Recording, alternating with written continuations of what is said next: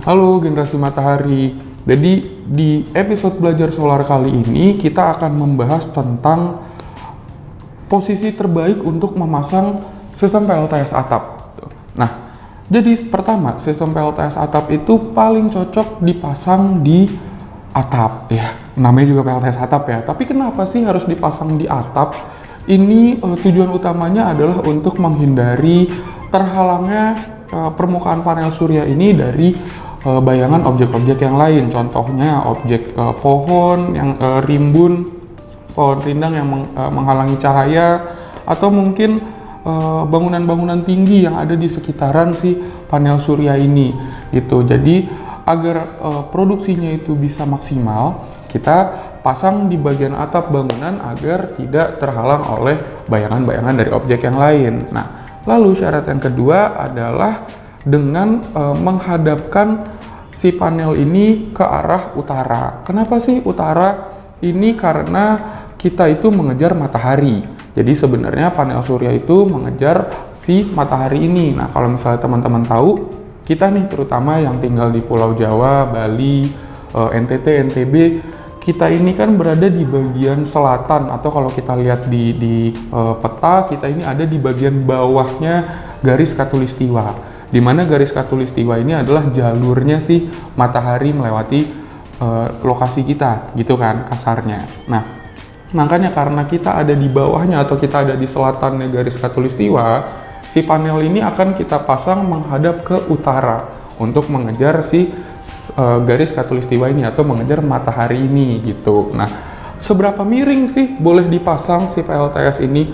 Sebenarnya kalau dari segi kemiringan itu macam-macam, banyak faktornya yang mempengaruhi maksimalnya berapa gitu. Cuma untuk efisiensinya itu paling bagus itu dipasang di 12 derajat, miring 12 derajat menghadap ke arah utara. Kenapa kok 12 derajat?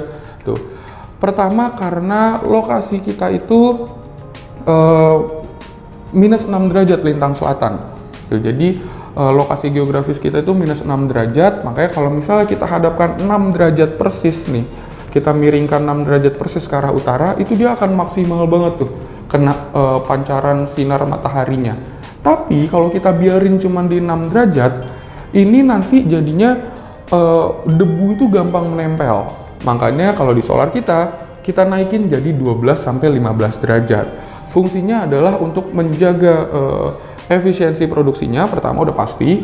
Yang kedua, biar debu-debu atau kotoran-kotoran yang nempel di permukaan PLTS ini, di permukaan panel surya ini, itu mudah tersapu oleh air hujan. Dengan begitu, berarti bisa dipastikan bahwa sistem PLTS ini akan bekerja secara lebih efisien.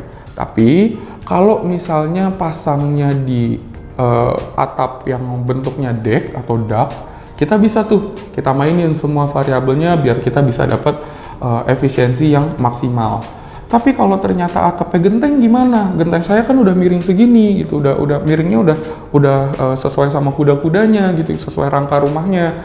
Nggak masalah, nggak apa-apa. Kita bisa tetap pasang di atap-atap itu, cuman ya mungkin tidak semaksimal yang atapnya deck yang kita bisa miring sampai 12 derajat. Cuman paling perbedaannya hanya sedikit karena mayoritas kan atap-atap genteng di Indonesia itu kemiringannya nggak lebih dari 30 derajat. Jadi sebenarnya masih oke, nggak masalah. Jadi tetap teman-teman yang pakai atap genteng yang miringnya mungkin kelihatannya terlalu ekstrim, tapi harusnya sih semuanya tetap oke-oke aja, semua tetap bisa menikmati energi gratis dari matahari.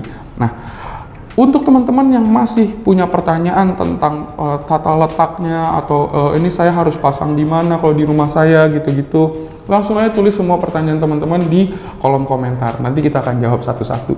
Thank you.